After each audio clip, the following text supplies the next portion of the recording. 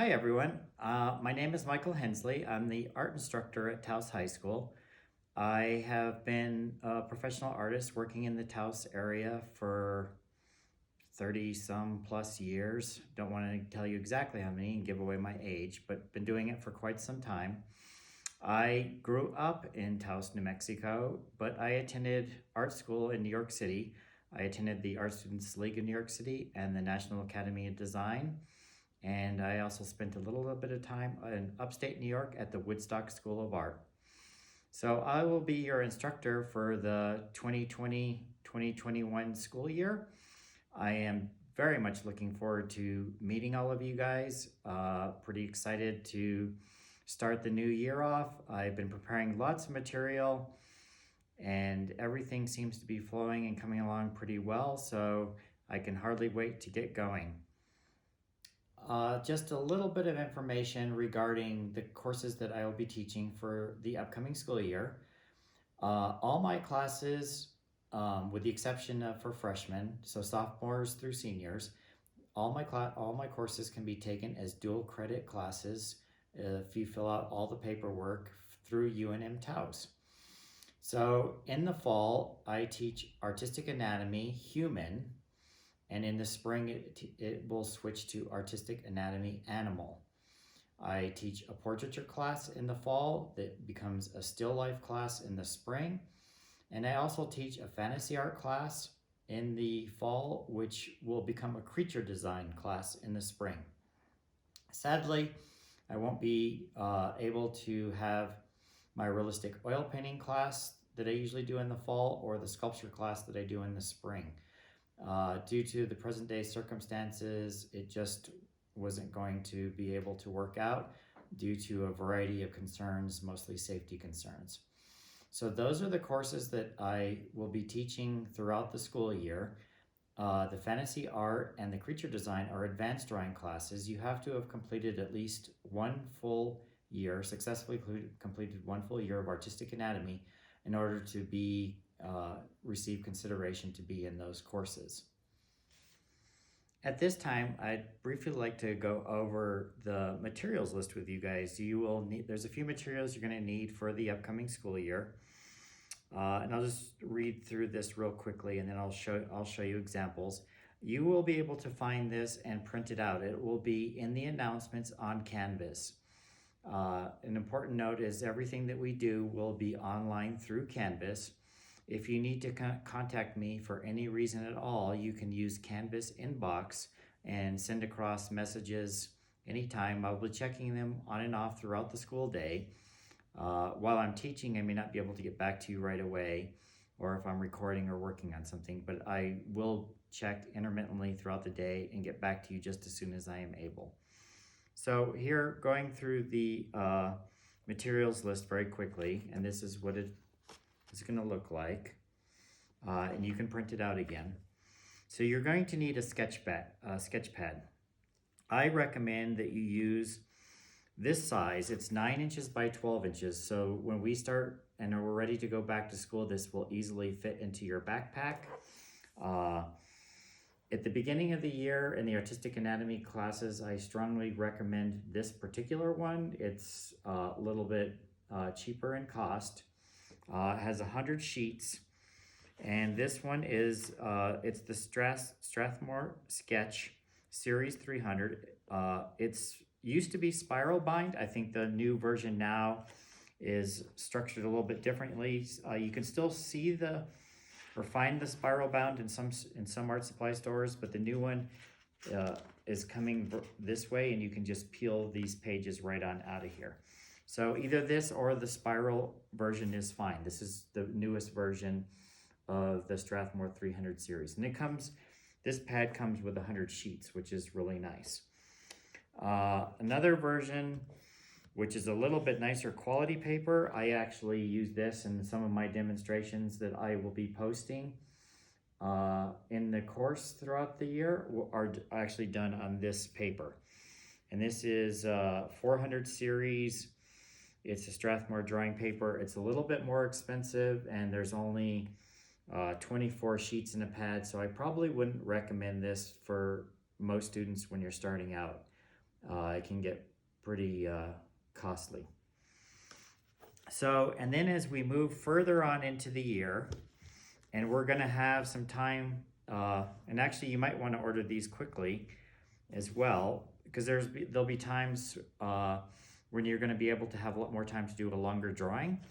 And then I highly recommend these two. They're toned paper. So the inside, this comes on a gray toned paper. This one is on a tan color paper, so that you can use colored pencils. You can start learning how to add white highlights. This is another version. This is called the Artigan. Again, this one is a little bit more expensive, but it comes with a variety of colors. And it's really nice paper, but there are only 24 sheets in this pad. So unless you really are dead set in getting this, then otherwise I use this, but it's up to you whether or not you want to use it. These both have 50 sheets in it, and they go pretty far. In fact, the portraiture class and the advanced drawing class, the fantasy art creature design class, they have to do all their drawings on toned paper, because I want them to start learning how to add highlights and start using colored pencils to help prepare them for color if they decide to take the oil painting class later on. So those are the sketchbooks. You can find those up here. You only need one, realistically. I would recommend that you buy probably this one, and I would recommend that maybe you picked up one of either the toned or the gray one. It's really nice to have to start using colored pencil and adding white highlights to improve in your drawing skills. The other thing on here, you'll need some colored pencils. I strongly recommend, and I like to use the Prismacolor Verithin pencils. And there's a variety of colors on here that I've listed that I like, which you can use. Something that I find extremely helpful is this little Tomboy Mono Eraser. You can do real fine detail work with this. It's excellent. I use this all the time. I highly recommend that you use that. And then the other thing that I would strongly recommend is a pink pearl eraser. This is very nice for cleaning up a larger area. And then you'll need a pencil sharpener. I recommend this because it has a place to store your pencil shavings so they don't make a mess all over. And it's really important that you always draw with a sharp pencil. So if you just draw for a few minutes, this dulls pretty quickly, and you always want to keep a sharp point. And I usually, you'll see in my demonstrations, I usually keep 10 to 15 of these sharpened at once when I'm doing a drawing, so that when I'm in the middle of the drawing process, if I make a mistake or I need to keep working, I can just grab another pencil. If the pencil lead breaks, I just pick up another pencil and I keep going. So it's really handy to have multiple of the same color. And that's one of my other recommendations. So ultimately, you're going to need a sketchbook, you're going to need drawing pencils, and you'll need a sharpener, and you will need an eraser. So that is the materials that you'll use basically throughout the school year. It's just like buying a notebook and pencils, except you're buying a sketchbook and colored pencils. And just one other thing I forgot to mention here. This isn't necessary, but in the advanced class, you also will need a set of colored pencils. This is one of the larger ones. This has 72, but they come in, we have here, they come in sets of 12, 24, 36, 48, 72. And then there's also a large one, but I don't think that's necessary. But if you desire, you can also pick up a set of these Prismacolor Premier pencils. My first recommendation is the Verithin pencils, but a set of colored pencils, especially if you end up with one of the toned pads, is particularly nice. The students absolutely love working with the colored pencils at some point during the year. So that's another thing that if you're up for it, I would recommend picking up. So, and lastly, just to go over a few things for this week, try to go ahead and get your materials list taken care of, order your supplies. Not next week, but the following week, we will actually begin drawing, and you'll have to do your drawings and submit them online. We'll go and I'll do another little video presentation next week to go into some of the specifics with that. But for the meantime, work on getting your supplies. And if you have any questions or concern, please contact me through Canvas inbox. That will be the best way to contact me throughout the school year. I will try to upload videos as frequently as I can. At present, we probably won't be able to have many live classes. Most of your classes will be done through video, which I find is really nice because you'll be able to pause and stop the videos. You'll be able to see all the demonstrations. The class will be taught just as if we were in person, except you'll have the ability to stop it, go back, review it, replay it, do all those sorts of things. In some ways, that might be a nicer addition than if we were actually in the classroom.